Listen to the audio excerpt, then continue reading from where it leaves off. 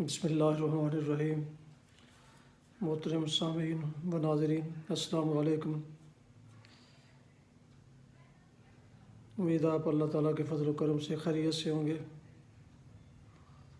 جیسا کہ آپ کو معلوم ہے کہ محمد سلیم بٹ صاحب جو ماشاءاللہ 6 کتابوں کے مصنف بھی ہیں، اپنا ایک ہفتہ واری کالم روزنامہ نوائے وقت میں باقاعدگی سے لکھتے ہیں۔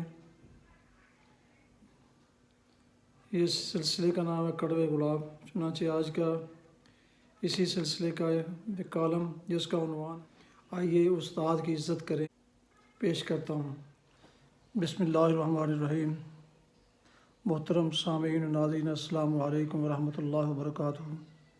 محمد سلیم بٹ جو کہ ماشاءاللہ 6 کتابوں کے مصنف ہیں، اپنا ایک ہفتہ وار کالم ملک کے مشہور و معروف روزنامہ نوائے وقت میں لکھتے ہیں۔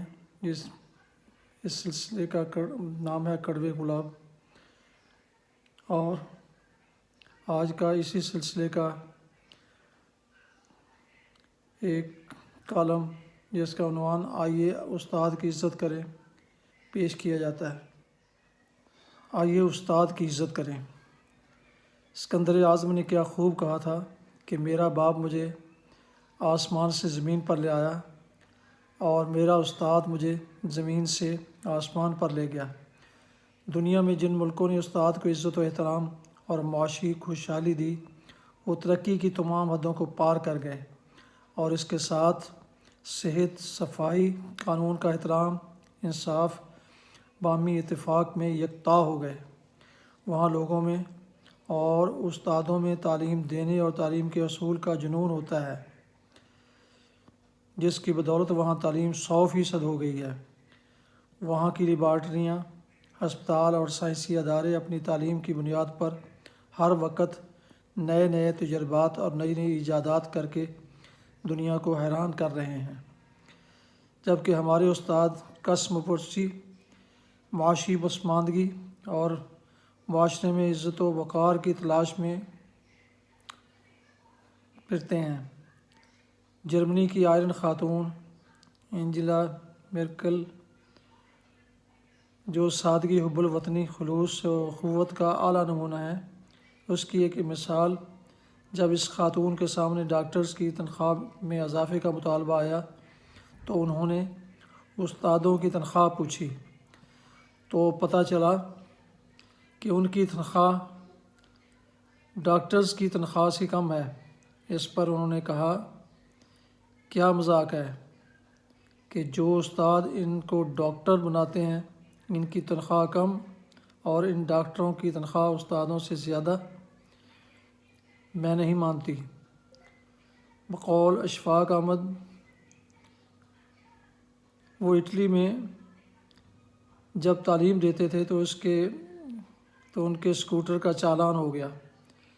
جب وہ عدالت میں چالان بھرنے گئے تو جج نے ان کا پیشہ پوچھا۔ اس پر انہوں نے بتایا کہ میں ایک استاد ہوں۔ تو عدالت میں ایک کوہرام مچ گیا۔ Oh teacher in the court, teacher in the court. Allama Mashriqi بھی انہی استادوں کے تعلیم یافتہ تھے جنہوں نے سوال نامے میں درج 10 سوالوں میں سے کوئی سے 5 حل کرنے کا کہا گیا تھا۔ انہوں نے 10 کے 10 حل کر کے لکھ دیا کہ کوئی سے 5 چیک کر لو۔ آج استادوں میں دل جمعی سے بچوں کو تعلیم کا جذبہ دینے کا جذبہ مفقود ہو چکا ہے۔ ضرورت اس امر کی ہے کہ استادوں کو عزت و احترام اور مقام دے کر معاشرے میں اوپر لایا جائے۔ ہر روز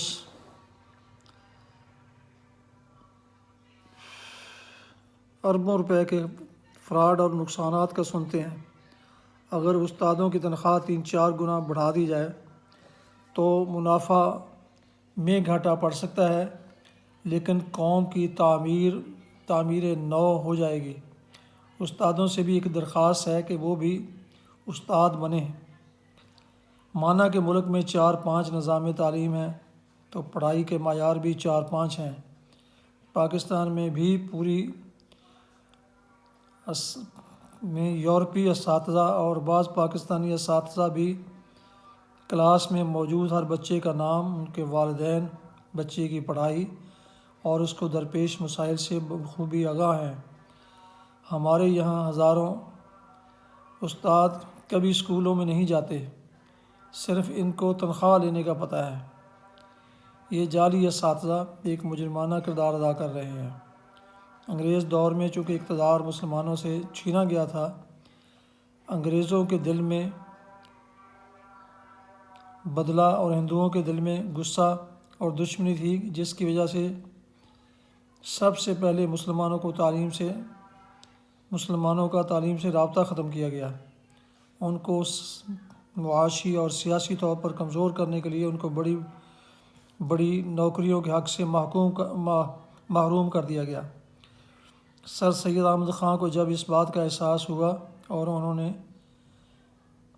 دور تک نگاہ دوڑائی اور اللہ کا نام لے کر علی گڑھ یونیورسٹی کی بنیاد رکھی، تو مسلمانوں کے جسم میں محدود حد تک تعلیمی خون کی گردش شروع ہوئی۔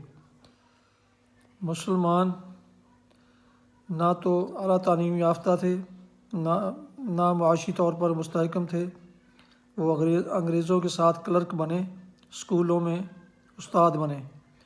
انہوں نے انگریزوں کی قربت میں رہتے ہوئے ان کے کردار اور کام کرنے کے طریقوں پر غور کیا اور ان کو اپنا آئیڈیل سمجھتے ہوئے اپنے بچوں کی تعلیم پر خصوصی توجہ دی اور اتنے قابل کر دیے کہ وہ مقابلے کے امتحانوں ICS میں اعلیٰ پوزیشنیں لینے میں کامیاب ہو گئے۔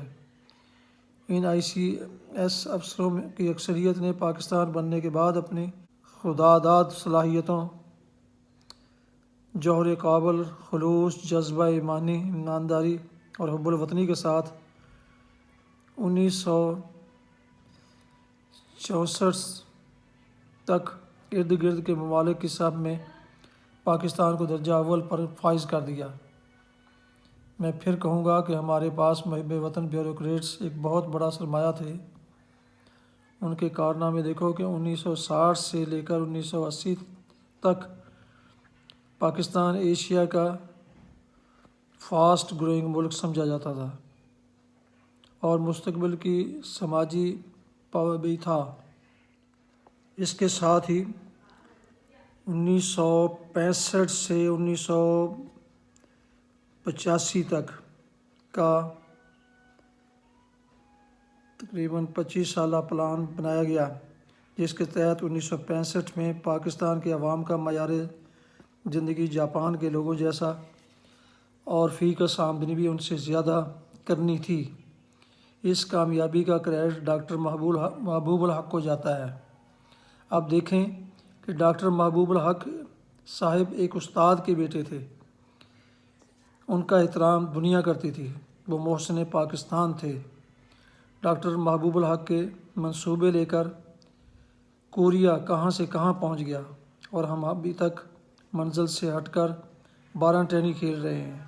1964 تک ذرا استاد کی عزت، ادب و احترام کا یہ عالم تھا کہ سابق ایڈیشنل ایڈوکیٹ جنرل فاروق بیدار اسٹوڈنٹ یونین کے جنرل سیکرٹری تھے۔ انہوں نے کالج کی فیسوں میں کمی کے لیے زبردست احتجاج شروع کیا۔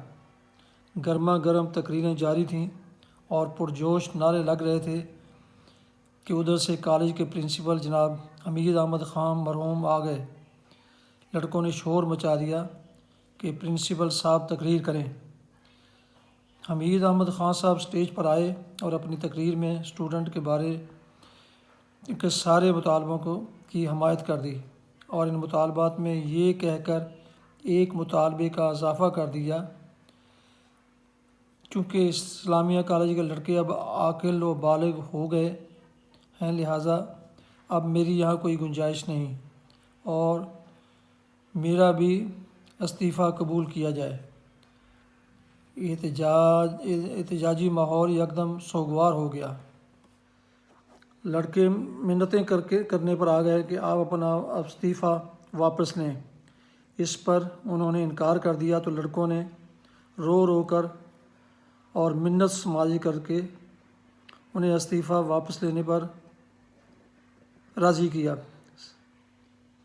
سول سیکریٹریٹ میں ہمارے بینک کی برانچ تھی۔ میں اپنی برانچ کے باہر کھڑا تھا، بالکل سامنے آئی جی پنجاب کا آفس تھا، جہاں درجنوں پولیس والے ڈسپلنری کیسز کے سلسلے میں حاضر ہوتے تھے۔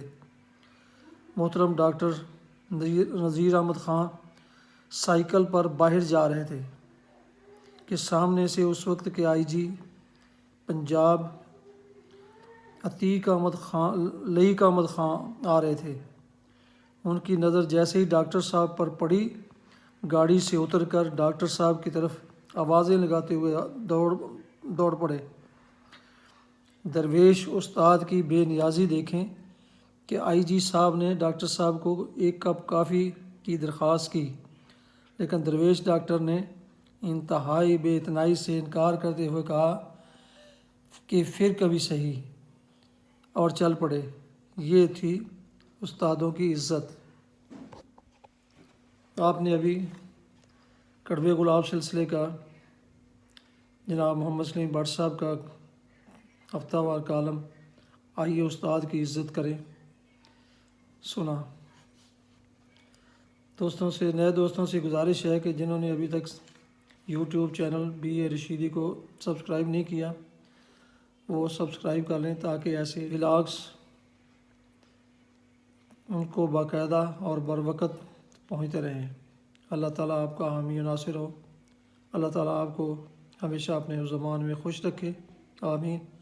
السلام علیکم ورحمۃ اللہ وبرکاتہ۔